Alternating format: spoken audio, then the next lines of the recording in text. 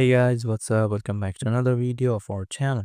Today in this video, I'm gonna show you how to sort alphabetically in Excel. So without wasting any more time, let's start our today's video. Sorting data alphabetically in Microsoft Excel is a straightforward process. Here's how you can do it. First of all, select the data. Highlight the column that contains the text you want to sort.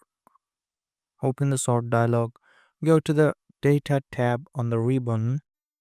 Click on the Sort A to Z button to sort in ascending order or sort Z to A to sort in descending order. Sort entire table. If your text is a part of a larger table, make sure to select the entire table before sorting to keep the data aligned. So that's it guys, hope you like this video. If you found this video helpful, don't forget to hit the like button and subscribe to our channel. Till then, bye bye.